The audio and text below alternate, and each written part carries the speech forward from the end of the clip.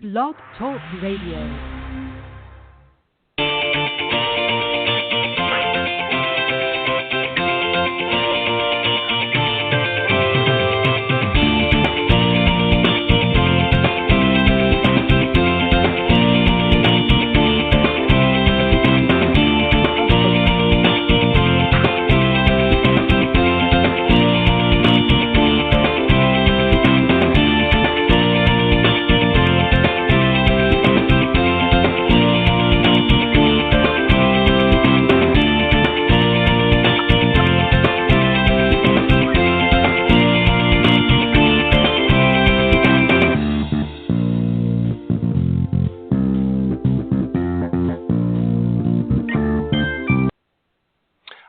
Good morning, everybody, and welcome to the Women of Golf Show. I'm Ted Odorico, and right alongside, of course, every week is none other than Legends Tour player and LPGA professional Cindy Miller, and we are the hosts of the Women of Golf Show. Good morning, Cindy, and welcome. Good morning, Ted. How are you today? I'm doing better. Welcome back. As they say, we had to take a quick break last week due to some issues on my end, and I'll briefly mention that because there's something I want to point out about that. But let me just very quickly remind everybody, of course, we are live every Tuesday mornings, unless otherwise indicated, here on blogtalkradio.com from 9 a.m. to 10 a.m. Eastern Standard Time. And you just go to blogtalkradio.com and type in Women of Golf up in the search key, and that will take you to the show. And if you happen to miss the current show, which is live this morning, you can go by and visit the link at blogtalkradio.com/Women of Golf. And that will take you to the on-demand section. You can listen to the archive version. You can also get us at iTunes.com. Go to iTunes.com, again, type Women of Golf up in the search box, and that will take you to the page as well for the Women of Golf show. But we appreciate you joining us this morning, and we've got a great show for you coming up here in just a few minutes. Joining us for our Own Your Game series that Cindy brings to us each week is going to be joining us is Symetra Tour player Casey Kennedy, who I know you know, Cindy, and then a little bit later on, founder and CEO of GolfMD's, Alex Weber, who I'm quite familiar with as well, is going to be joining us in the second half of the show. Remember to tune in, as I said, every Tuesday morning. And if you're interested in coming on the show and you'd like to reach out to us, you can contact Cindy at cindymillergolf.com. Just send her an email. And if you're somebody that's in the golf industry, whether you're a player or what have you, and feel that you have something interesting that you'd like to share with the audience, you can do so. Or you can also reach out to me at ted.golftalklive@gmail.com. Very quickly before we start, Cindy, as you know, I had to cancel last week because of some health issues on one of the little grandchildren that we have. Became quite ill suddenly, and we weren't sure what it was. And the reason why I wanted to mention that, Cindy, is it turned out that he was diagnosed with what's called, and I'd never heard of this, but Kawasaki disease. And it's some sort of an autoimmune thing, and it can be quite serious. So my caution to those of you listening out there, particularly you parents or grandparents out there, anytime that your child or grandchild comes out with some sort of a virus and you think it's just sort of bug, do not wait and before you take your child to get them diagnosed. Get them diagnosed right away and make sure that you eliminate all possibilities. The reason why I say this is apparently there's about a 10-day window with Kawasaki disease. There's a specific treatment for it, and if you don't get it done, it can cause permanent heart and valve damage to your little one. So make sure that you get them right away. And fortunately, we were very lucky, and our little youngster had been taken into the emergency right away. So he was able to receive the appropriate treatment. But it is can be a very serious disease. So it's called Kawasaki disease. So if you get your little one getting some sort of a virus, don't just slough it off to a cold or a flu bug. It could be something more serious. But anyways, that was why we had to cancel last week. Cindy, I know that through the series we have different components, and today I understand we're going to be talking about the physical game. Yes. All right. So where does your ball go? What do you need to learn? All that good stuff. So I think that Casey, I had forewarned her that we would ask, how long she's been playing, what she's working on, and all that stuff. And really the questions to ask, do you have the physical ability to accomplish the task? Right. Example, me being, I want to play on the Legends Tour. Well, there's no way I can compete with Lydia Ko unless I play the tees way up. So, again, it's helping you to have realistic expectations And what's your practice plan to reach your goal? And how many hours a week do you devote to working on your game, whether it's out, I call it play practice, playing and practicing while you're playing, or hitting balls, or practicing your short game. So, it's trying to make sure that the goals that you say you want to reach are really realistic. Yeah, and that's true. And it's, we talked about this in previous airings of the program. We talked about just what you said, how much time you want to dedicate. And it depends on really why you're playing golf. The first question, of course, in your own game series is why. Why are you here?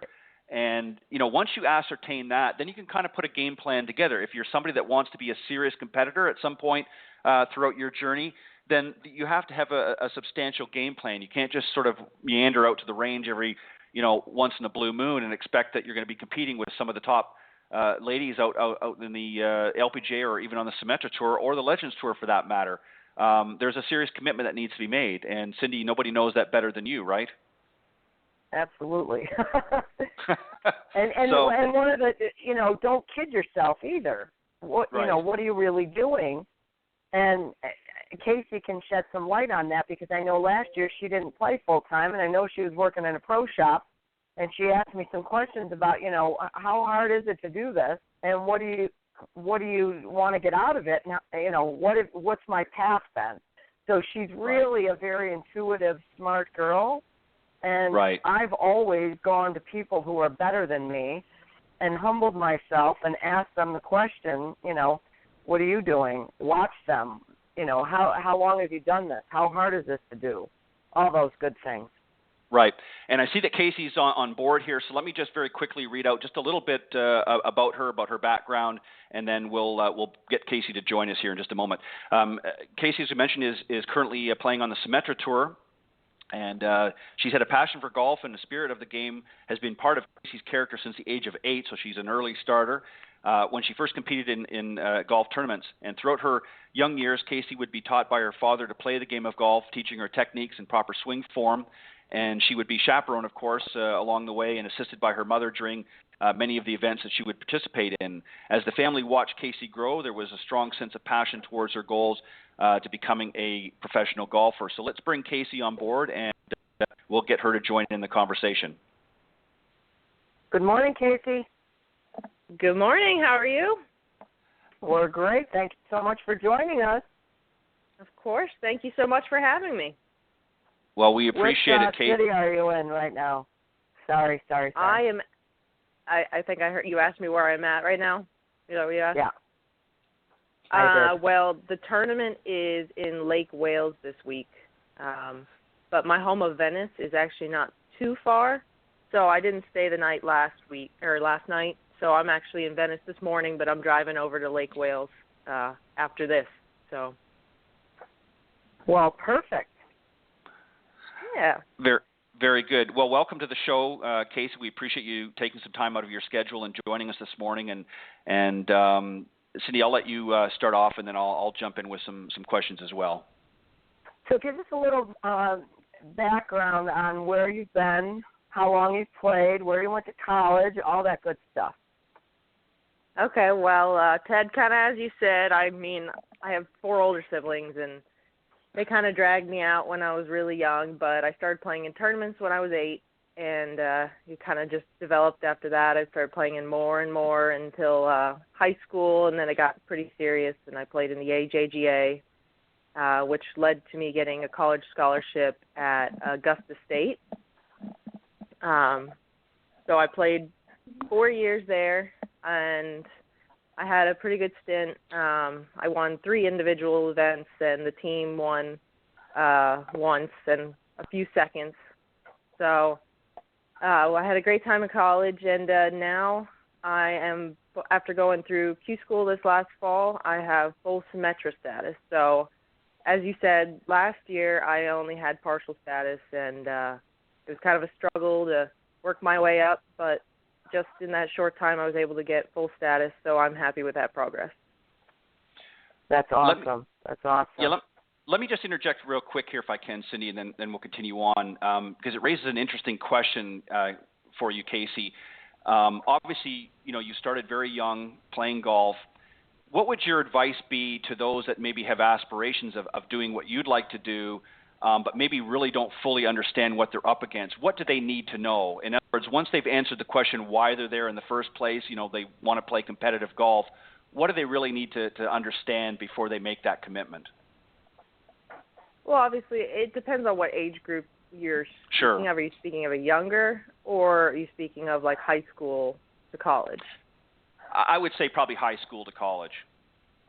Okay. I mean, high school, obviously, for me, getting a college degree was number one because, unfortunately, golf, just like any sport, it's fickle. If you get injured, career could be over. So, for me, I had to have that plan B to get my college scholarship. So I would definitely suggest that. And then also just being on a college team, and you learn so much from other people you're on the team with and your coach, obviously, and you have that ability to travel to different tournaments. That's luckily not on your wallet. But for high school, I'd say just play in as many tournaments as you can. Try to get noticed by college coaches because that's the number one thing now is, a lot of college coaches don't recruit unless they can see you playing in national tournaments. Right. So I'd say get yourself out there, and if you enjoy the game, I mean, you're going to love being out there, and that's exactly what you should do. You shouldn't go out there and feel like you're working. You should go out there and enjoy it because you love the game. Well said. Very well said. Totally. Wow. Go ahead, Cindy. So let me ask you a question. I teach a lot of girls and boys, but we teach a lot of juniors in Buffalo. And I'm always trying to inspire them to work on their game, not so much that they want to become the next Lydia Ko or Michelle Wee or Paula Creamer, but for the lessons that it teaches you about yourself. And I say to them, even if they play on a D1, D2, or D3 team, it's the opportunity to learn so many life lessons just by being on a team and the family and the travel and the experiences that you get to have. Can you shed a little light on that for somebody who may not be quite good enough to play on a D1 team and win a national championship? I completely agree with you, Cindy. The whole experience of college, whether I did well in college or not, you meet so many people, so many great people that are lifelong friends, whether they are continuing to play golf or not. And like you said, you just learn so many lessons with time management and having to go to classes, having to study, having to travel to tournaments. It's helped me so much going on now that I'm not in college and still having so many things to do in one day. But you know how to schedule it because you've done that for 4 years. You had a mentor, your coach, who also probably has to do it all the time, and she teaches you how to do that. I think it's the responsibility and the accountability and basically the growing up and becoming an adult, which, it's such a great learning experience, in my opinion. So let me ask you a question. Because today we're talking about the Own Your Game series, and our topic is the physical game. So tell us about your strengths. What are the strengths of your game? The strengths of my game, I've always been fortunate to be able to hit the ball a little bit further. I'm not, but I'm probably in that top 15%. Wow. And I've always been lucky with that. I know. I'm a little taller, so that helps. I'm like 5. I'm 5'8". I'm 5'8". Oh, okay. Yeah. So I'm a little taller, so that helps. It's totally a gift, though. Don't you agree that it's a gift? I mean, you can try to find 10 yards, but you're not going to find 50. Right, exactly. You can always maximize as much as you can with clubs or, trying to get it on that right plane, but it's all about getting everything behind it and being able to be quick. And that's something I work on. You're talking about physical. When I work out, I work on a lot of explosive, like box jumps, ball slams, ropes, things like that help with that explosiveness. Good. I'd also say another strength that I have. Yeah. Yeah. Another strength that I have is I try to stay in the game no matter what happens. I don't ever give up. Like, if I have a few bad holes, I'm usually pretty good about coming back. Like my first event out in California, the first round, I was 5 over through 9 holes, and I was just like, wow, okay. Obviously, I was like, this is not exactly how I would want to start my first event of the first year, but then I came back and I was 1 under after 17 holes, and then unfortunately it got dark, and then we didn't get to finish the round. But it's just that's another strength that I have, is that I never really give up, and I know that I can fight back into it. Good for you. Let me just ask another question, Casey, if I can. Just it kind of brought something to mind. When you stop sort of mid-round, or in this case it was towards the end of the round, but let's say whether it be rain delay or some other bad weather, does that throw you off sync if you have to either wait a couple of hours or maybe even pick up the next day? You're not able to complete the round that day, and you've got to. Does it give you an opportunity to regroup, or does it kind of throw you off your game if you have to stop for a couple of hours or even half a day? Well, obviously it depends on what the momentum I had going in till we stopped. If I'm not doing too well, it's actually sometimes a gift where, like you said, you can regroup. You get a second and you can just think through it, and you're like, okay, well, it's not that bad. Or, if you have a lot of momentum going, I mean, to be honest, obviously it's hard to keep that momentum. Sure. But, you still, if it's only a couple hours, that's not too bad. You still kind of have that going. The next day, it feels like it's a completely different round, almost at that point. Right. But, what about the weaknesses in your game? You talked about some of the strengths. What are some of the weak areas of your game, do you think, that you really need to work on the most? Recently, it's definitely been that I hit shots that I don't trust. That's something, and that's kind of my pet peeve, so I don't know why I do it. So say I'm like in between clubs and, the pin's tucked, and you're kind of thinking about what should I hit here? Is it better to be long? Is it better to be short? And then I'll choose a club, but then in my head I don't completely trust it anyway. And that has definitely been a weakness that I've had recently, but I'm working on it, and like I said, it's a work in progress. Yeah. I think golf pretty much is a work in progress all the way along. Cindy, wouldn't you agree? Pretty much. Yeah, for sure. Go ahead, Cindy. Absolutely, for sure. Let me ask you a question. I'm going to make a statement. The fact that you're aware that you're hitting shots that you don't trust, that's a big deal. Everything comes from self-awareness, and then you can do something about it. So what's your normal shot? Is it a draw or a fade? It's normally a little bit of a fade. Okay. So if the pin's tucked left and there's a bunker left and you've got 160 to the hole and the wind is blowing right to left, what shot are you going to hit? Well, see, that would be a shot where I feel like I could hit my normal shot shape. You said right to left, correct? And then I could take it maybe a couple feet right of the hole, and then it should end up perfectly. So you would start it a couple feet right of the hole?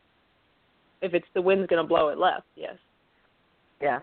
Okay. So even if you fade it, the point is you're still going to hit the green on the right side. Correct. Does that make sense? Yeah.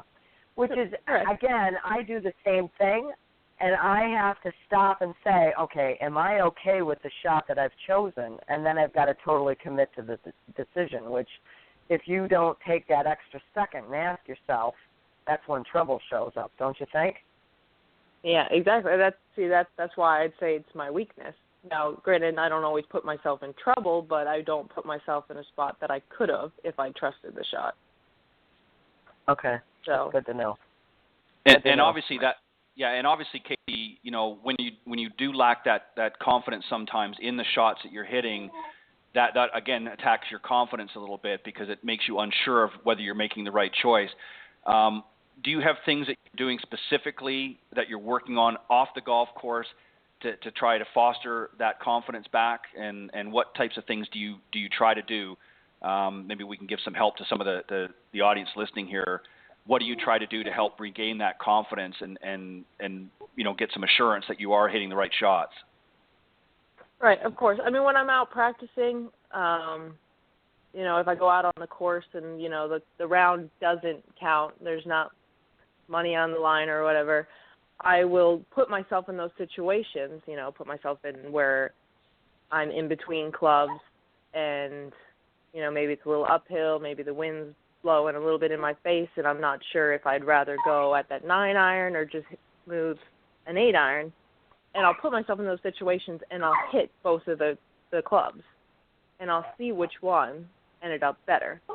Or, sometimes I'll take both of the clubs, kind of stand over the ball and kind of waggle a little bit with each club and see which one, I actually feel more comfortable with in my hands as well. Almost Right. like an intuitive feel? Correct, yeah. Because your mind kind of also knows, since I've been playing golf so much, my mind also kind of knows what actually should work better or, which feels right. Right. Do you have, Casey, and I'm sure all golfers have this, and you probably have experienced this on your life on tour, where you've come up to a course that just doesn't fit your eye? Maybe, as you said, Casey, you tend to be a left to right ball striker, sort of your go-to shots. Have there been courses that you've walked, you've played where there's a lot of holes that just do not fit your eye, and how do you overcome that? Yes, of course. I've played lots of courses like that. I just play more on the safer side. I pick a club. Like I said, luckily I hit it a little further than Right. most. So if I step up to a hole where I don't feel comfortable hitting driver, usually I can still hit like a hybrid or a 3-wood that I'd feel more comfortable with and Right. still get it up there a bit where I'm not at a disadvantage. And sometimes the whole course is like that, so I'm Right. not hitting that many drivers. But it literally is, it's all about confidence, all about feeling good over a shot, because if you feel good over a shot, you're most likely going to hit it better. Actually, you're almost guaranteed to hit it better than if you don't feel good over a shot. Even if it's the right club and you don't feel good over it, you're probably not going to hit it well. Right. Do you So- back away from shots like that? If I feel really bad about it, definitely. Or if I feel like I'm not aimed correctly, I do. Or say last minute over my head, I'm like, this is definitely not the right club, I do back away. It's just when I'm like a little iffy and I'm not completely sure, is that's where I need to start working on, okay, maybe I should still back up even though this might be the right club. Sometimes that subconscious mind starts yelling at you, Right, exactly. It's like, no, don't hit the shot. And that's when right. I definitely do step back. Warning, don't swing, this feels terrible, Oh, yes, I get that. So to sort of sum that up, Casey, would you say that on a course that maybe you're not as comfortable, again, it doesn't maybe suit your eye as well as others, that you play a little more conservatively, and maybe less aggressive on those courses? In other words, you play it safe, whereas obviously courses that fall within your wheelhouse, you're going to be a little bit more aggressive on some of your shots. Yes, that's correct. That's exactly how I play it, because it's like I said, it's all about feeling good over the shot, and if I feel good over the shot, I'm going to hit it better. So if playing conservatively fits my eye better, I'm going to play better overall than rather trying to go aggressively over something I don't feel comfortable with. Right. Well said. How long do you practice? Like during some of your practice sessions, this is something that people need to understand as well in order to really work on their physical part of the game. How much time, as far as your ball striking, that on any given day do you spend on average? How much time at the range do you spend? It all depends. It's obviously quality over quantity. That's what I always say.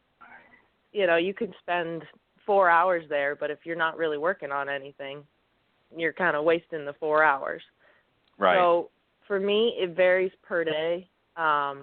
It depends if I'm working on something or if I'm just trying to warm up. Say I'm going to go play golf instead.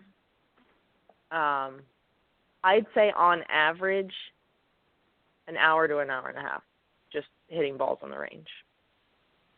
Right, and that's all. I'm not too much of a ball beater. Right. Because I feel like you can figure out what you need to do in that hour and a half. Yeah, and that's probably, I would say there's two areas that most amateurs, they either don't put enough time into practice or they spend way too much time and it's counterproductive. They're not really working on anything specific. They're just there sort of raking and hitting balls, you know, for a couple of hours thinking that that's going to, you know, give them some sort of magic solution to their problems. What do you try to do, and you say working smart or working with an agenda, if you will, do you go to the practice tee with a specific purpose in mind? You say, okay, I need to really focus on this area of my game, or I need to work on this, and that's what you work on and nothing else? Yeah. So say if I played the day before, you know, maybe my alignment was off. So I will go into that day knowing that, okay, I'm going to work on my alignment. I'll have like an alignment rod, and I'll kind of change flags every now and then. Because hitting at the same flag all the time isn't good either. Right.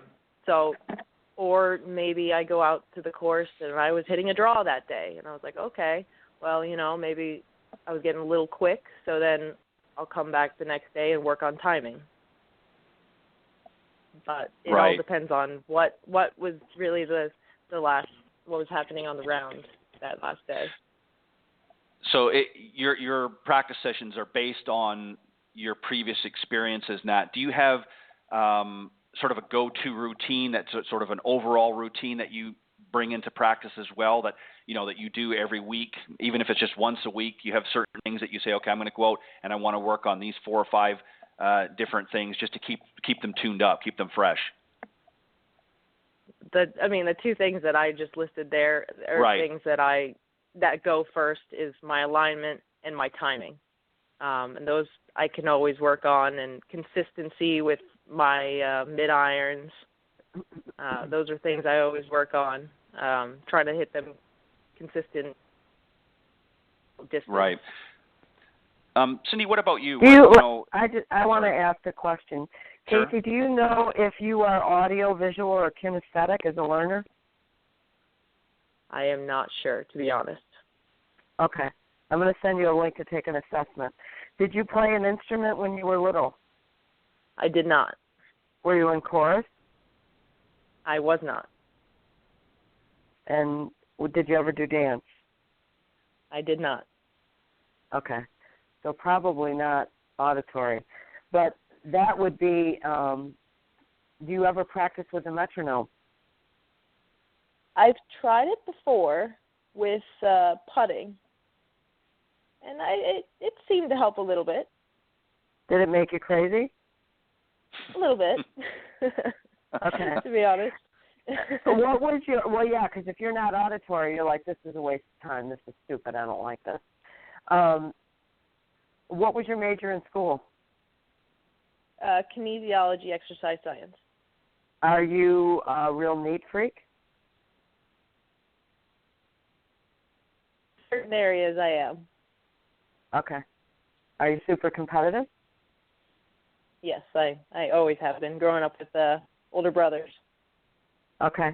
And if you had to go somewhere that you've never been before, and you cannot use your phone, you cannot use GPS, you have no idea where you're going, would you want me to, A, tell you how to get there, B, read written directions, or C, look at a map?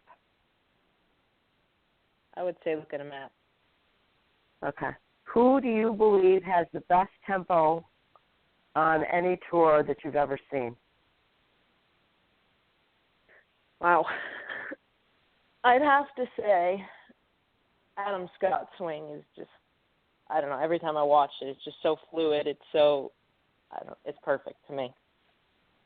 Well, what I'm going to do is I'm going to send you a link to take this audio-visual kinesthetic assessment, and the homework assignment for you is to go videotape a bunch of Adam Scott swings, and just right before you play. As silly as it sounds, if you're a visual learner, because see, I played clarinet for a long time, and I was in chorus, and I'm always rocking out, and when I teach, I'm going 1 and 2 and so. A metronome is great for me, but for you, it's not going to work. So if your tempo goes, we need to find something that will help you lock in a better tempo. And if you're visual, then I think watching, Adam Scott swing before you play might really help you. Or go videotape yourself, swinging at the perfect tempo that you want to be at, and watch it over and over and over again. I think it might help. You say that's a great point, because a lot of times if my tempo does go, I do picture the swing in my head. So I think you're spot on with that. When are you coming over to Lake Wales? I will be there short, like 2 hours after this phone call. Okay. Because I'm in Orlando. I might come over and videotape you. We're teaching a boot camp this week and watching our granddaughter, because our daughter is a producer at the Golf Channel, and she's in Augusta, and our son-in-law works at the Golf Channel. So we're teaching boot camp and playing as grandparents, so Lake Wales isn't far from you. I might come over and videotape you. Then I'll send it to you, and you'll have your own thing, and then you can win the tournament this week. How about that? Sounds like a plan to me. Well, that's fantastic. So, Casey, just to sort of wrap up here in that, what are you going to be working on for this season? What's your main goal? Obviously, you want to put a W in a win in the W column, but what are you going to be working on through the season, focusing on the most? Like I said, trusting more shots, because if I trust them, I'm going to hit them a lot better, and that's where I go wrong. That's where I make my mistakes. And also putting. Putting can always use improvement, but I think also same thing with the trust. If I trust my lines, if I trust my reads, I'm going to make more putts. But overall goal, I'm happy with what the improvement that I made last year, and winning would obviously be great. Getting the top 10 on the money list would obviously be great, but I want to be able to play consistently, get in the top 10 more times than not. And a win would be great. 3 wins would be even better, so I can go straight to the LPGA. But, just playing more consistently, that's what I want to work towards. Can I ask another question? Do you know if you're linear or non-linear? Have you ever been tested for that? I do not know that either. Okay. I apologize. All right. That's okay. No big deal. I had no idea I was either. So if I come over, I might test you, because that'll help you a lot. If you're non-linear, it's going to make a huge difference, because I'm married to a guy who's the second purest ball striker Dave Powell's ever tested. And if he had made 1 putt more per round, we wouldn't be working right now. And the reason is because he was non-linear and never, ever knew it until about 15 years ago. So, yeah. Well, it all goes to really what you know, and as you said, Casey, as well, it sort of falls into that trust factor. When you trust what you're doing, it obviously adds to your confidence, and when you're confident, then you're going to go out there and be able to play your best golf. Casey, I want to thank you for joining Cindy and I. I wish we had a little bit more time, but we've got to let you go, and we know you're busy anyways, but we appreciate you coming on and sharing some thoughts with us this morning and with our listeners. And we look forward to having you come back and join us again sometime. Okay. Thank you so much for having me. I appreciate it. You're very welcome. Thanks, Casey. Good luck this week. I'll see you shortly. Okay. Take care. All right. Bye-bye. Bye.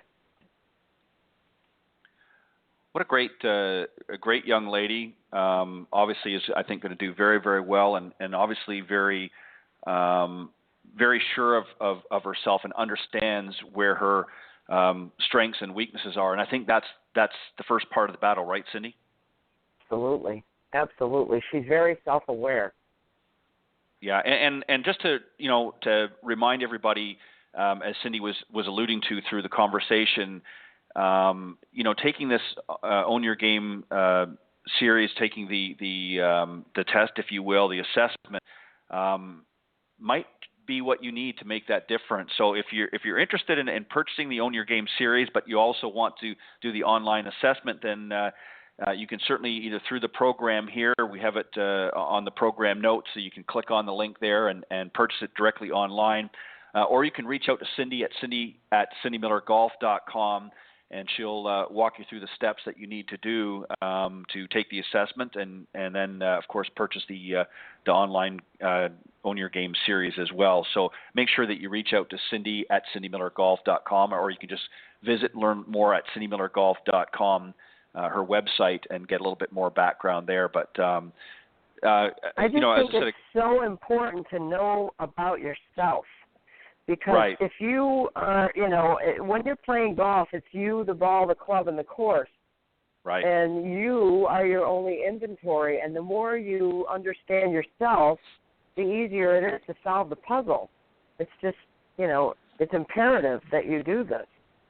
Yeah, and it makes a lot of sense too. Unlike a lot of other sports, particularly team sports, where you have other players to sort of fall back on, golf is really one of the very few individual sports. Tennis can be another one to a certain degree, but golf is an individual sport. And if you don't understand, and Casey, really made some interesting points about her not knowing certain areas, whether she was audiovisual or whatnot, and not having that information sometimes can be maybe part of the battle that she's dealing with, is not fully understanding herself quite yet, but she's certainly well on her way, don't get me wrong. But maybe, as you alluded to, understanding or knowing certain aspects about herself may open up a door that will allow her to be able to even tap into her talents even further. Well, it helps to solve the puzzle. Right. Why do I miss shots? And it's not, because you suck. It's because we don't know enough about ourselves. So it's not a judgment. It's a awareness. Right. Exactly. So. And yeah, and you know what? A lot of people out there are not aware. So again, we can't stress enough. This Own Your Game series, obviously we can only get into a little bit here each week.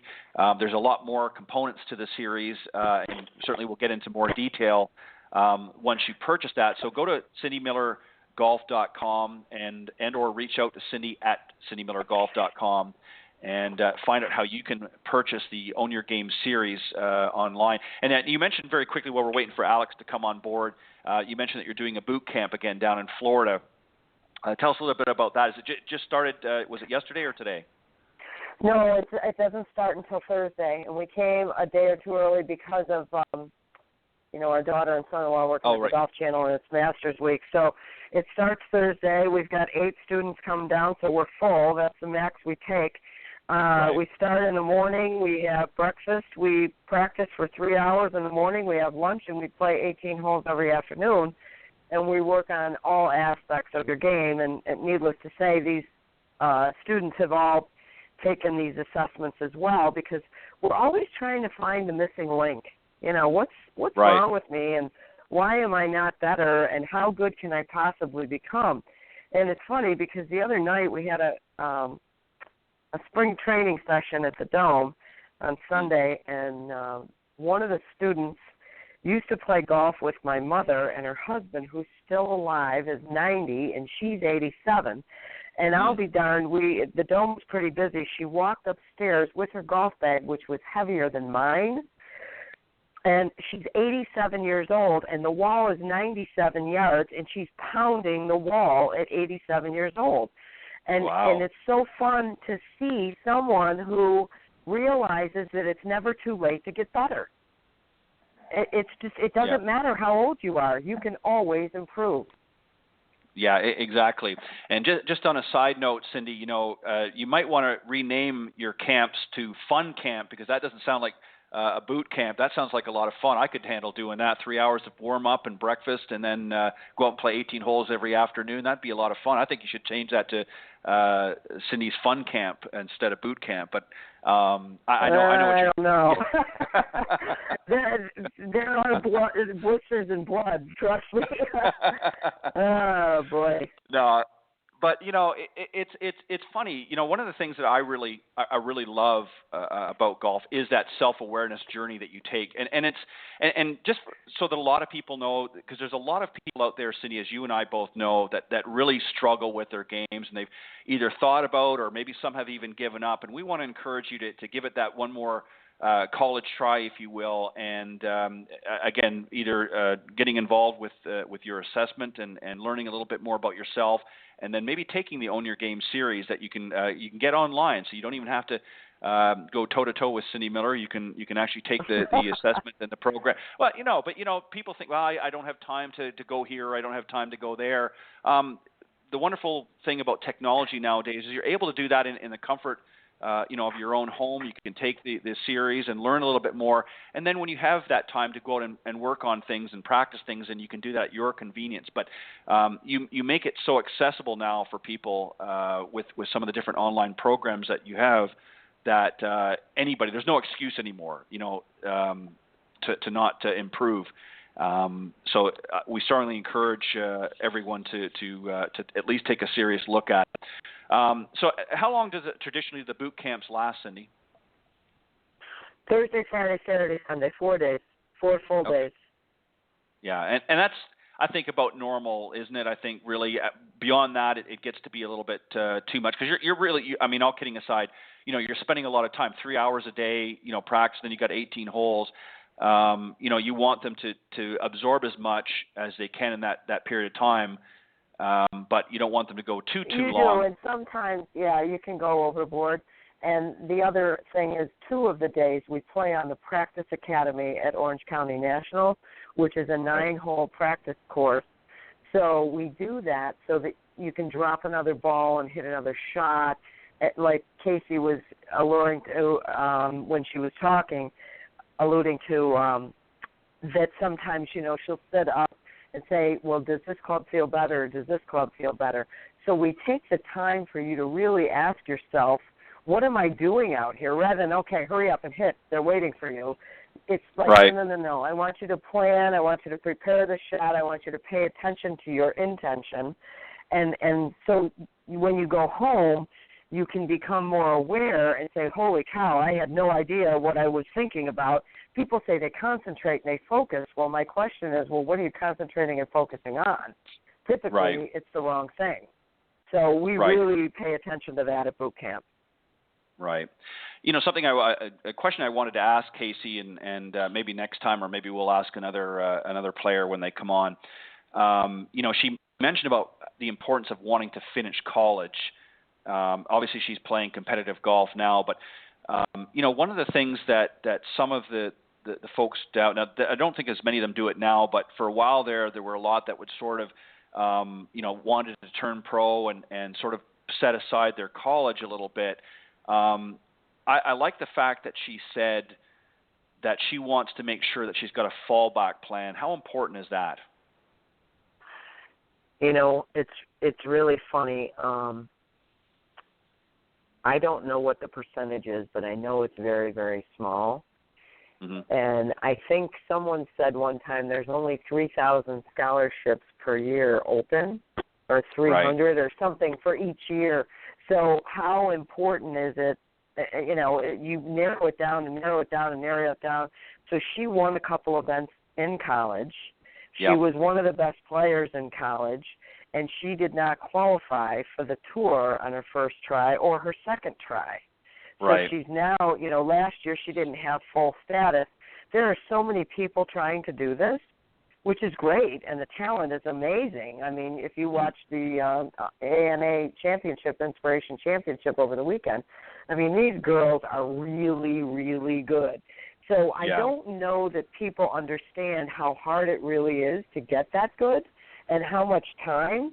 And it's funny that you mentioned this because Sunday was the Drive, Chip, and Putt Championship, and we teach a lot of kids, like you know, and what we said was, I said, you know, we're going to have all these kids come to the clinic today and say, oh, wow, I need to, you know, really work on my game so I can win the drive, chip, and putt championship. And the catch is that you have no idea how much those kids practice who are on TV. Oh, you know, yeah. So no matter what age you're at, the competition is amazing. Now, Casey also alluded to the fact that you have to have fun. It's really important for you to enjoy what you're doing. And if you don't, you know, you need to not do it. But, yeah, you got to have a fallback plan. Even if you're good, you know, our son Jamie played at Augusta State as well and won a college tournament and beat Webb Simpson head-to-head, you know, and tried the tour for a couple seasons. And when the last time he went to Q school, he said to me, you know, I played really good. He shot 5 under par at Q school, and he said, and I missed it by 2 shots. He said, you know, I don't know how much better I can play. And that's when he decided to use his finance degree, and now he's working at Morgan Stanley. He's a +5 handicap, and, you know, he won the New York State Men's Mid-Amateur Championship. So even if you don't qualify for the tour, it doesn't mean you can't play golf and use it. Right, exactly. And that'll be a phenomenal business tool in the line of work that he's in as well, because a lot of you know, folks in the financial sector, of course, love to play golf, love to take their clients out and play golf. He'll still have that bug, if you will. He may not compete, you know, competitively on the major stage, if you will, but he'll still have a lot of fun and a lot of enjoyment. So it's not all about making it on the tour and you know, going head-to-head with some of the top players in the world. It's just about enjoying it. And, you know, one of the other things, too, that you know, that I wanted to mention, you know, you mentioned the word fun, and I truly believe this. I think one of the reasons, and Casey kind of alluded to this, why so many people that struggle with their games don't have fun is they don't practice with a purpose. They just go out there and beat balls. They don't really have their own game plan. And again, you don't have to be trying to get on a tour or get on a college team just to go out and play and enjoy the game. You have to have a purpose, and for that purpose, you have to be able to sort of put together a game plan around that purpose, because I think if you just go out there, you know, willy-nilly and do whatever, you know, you think you need to do without really understanding it, you're not going to have fun. You're going to get discouraged very, very easily. And Cindy, I'm sure you've seen this many, many times over the years. And ultimately, you're not going to have fun. And I think that's what causes people to drop out when they do drop out. Well, absolutely. I mean, the point is, how good can you possibly be? And you have to have realistic expectations. And again, you know, let's say that there's a kid that's practicing and they shoot 95. Well, let's try to shoot 90. Then let's try to shoot 85. Or a guy who's just trying to hit more fairways and break 100. It doesn't matter what level you're at. You can always get better. Or if you're, you know, Terry Hewlett and she's 87 years old and she wants to be more consistent. You know, well, God bless her. Let her have fun. Yeah, exactly. There's lots of ways to enjoy this game. You know, one of the things, too, that you know, we want to emphasize here on the Women of Golf show is that really golf is for everyone. It's not just, you know, for the young and up and coming, but as you said, you know, 87, 90 years old, there's a lot of great people out there playing this game that just want to go out and have fun. And you know, that's one of the beauties of this sport, is that it is a game that anybody can play at any age.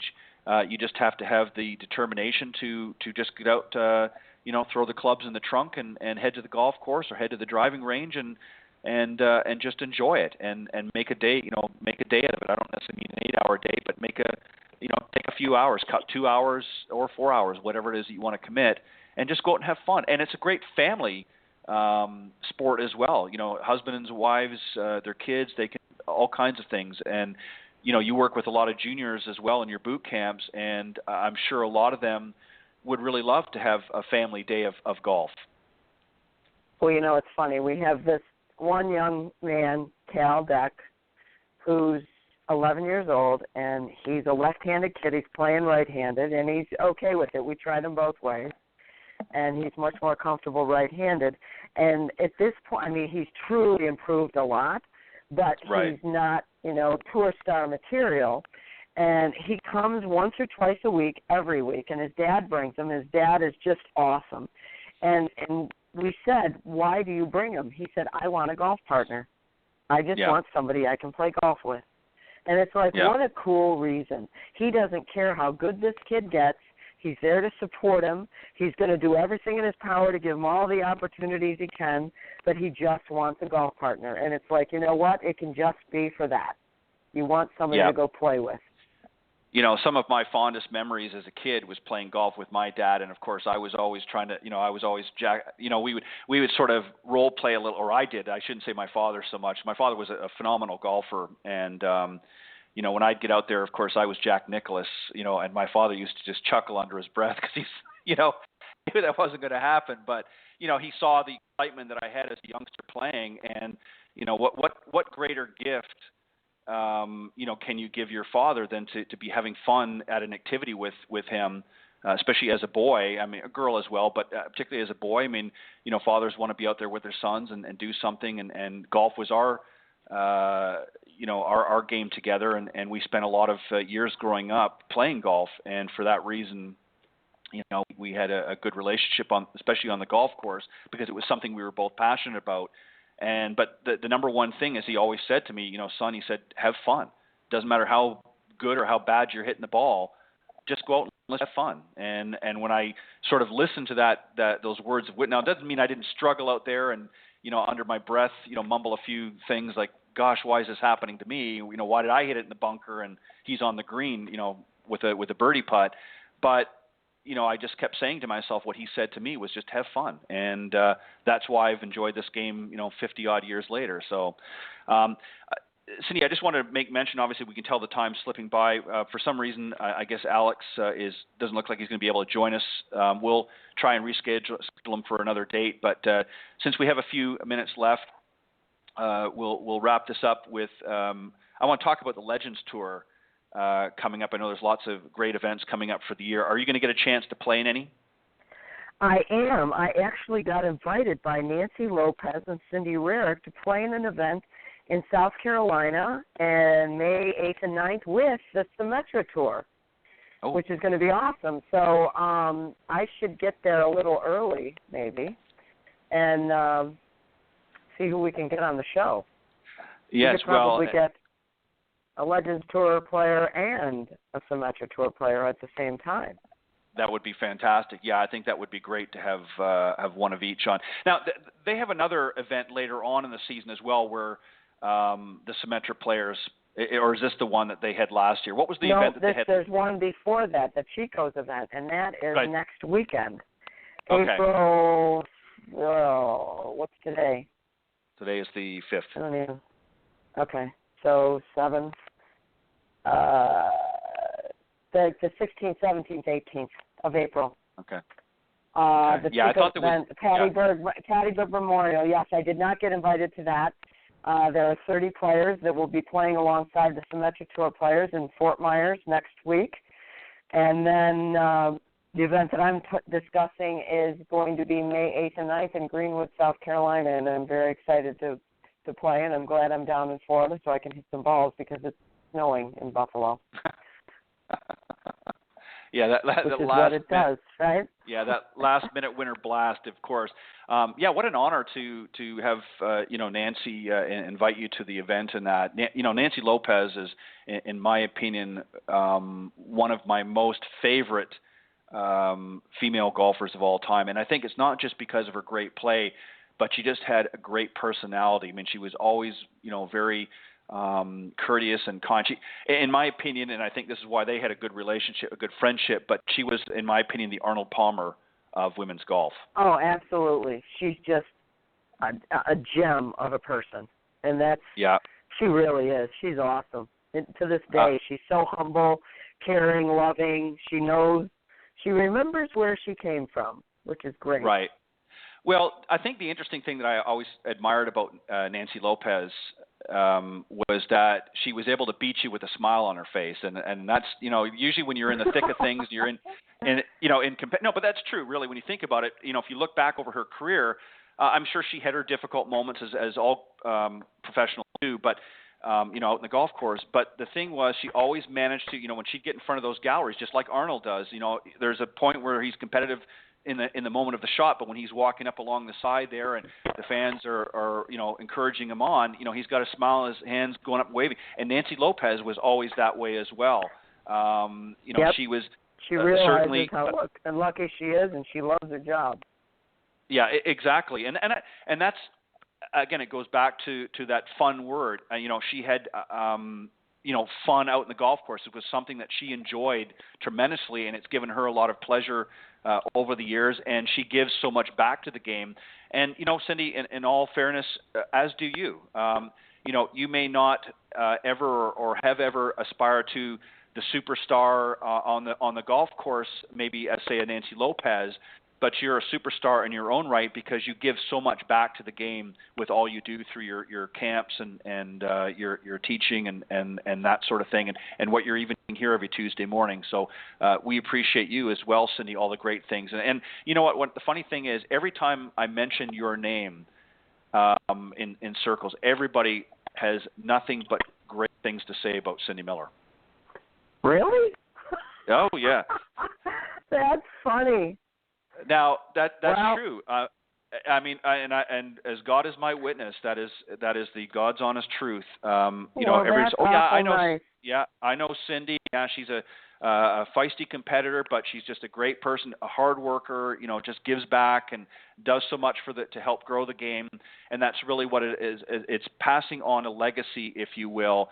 And you don't, like I said, you don't have to be the greatest player in the world to be a great contributor to the sport. And you do the same thing with your two programs that you have. I mean, again, we don't need to sit here and blow smoke up each other's butts, but I thank you. I thank you for doing so, and I agree. And you do the same exact thing with both of your programs. Right. So we're just trying to grow the game that gave us so much.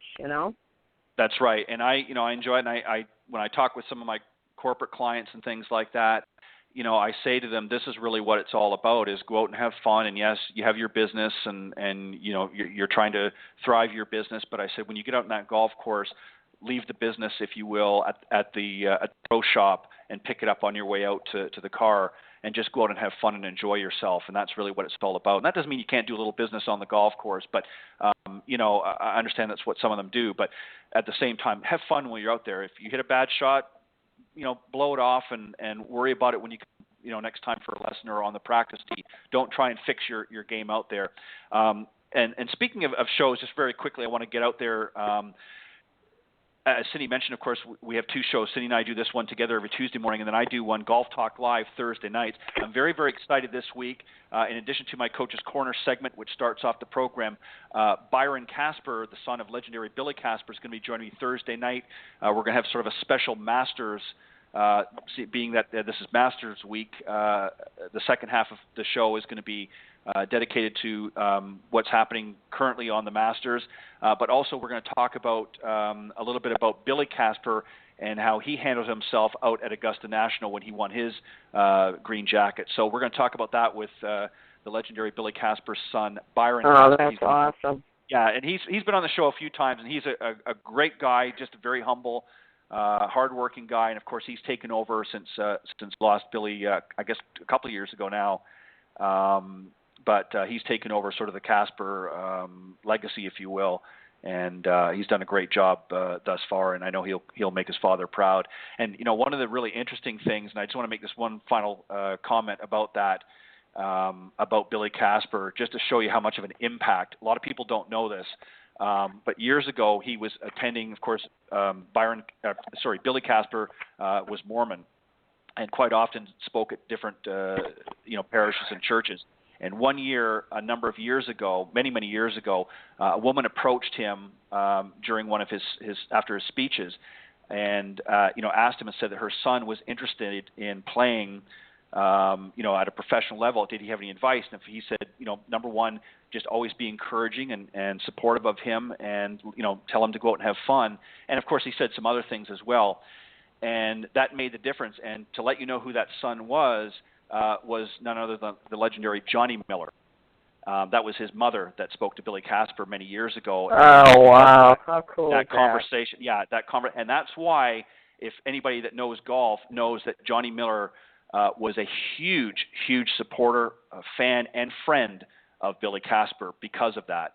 He just admired the man very much, and it was because of those great words that Billy gave to Johnny's mother that Johnny pursued the career that he did. So we thank the legendary Billy Casper for all that he gave, and has a great foundation, Billy's Kids, as well, which I'm happy to always shout out.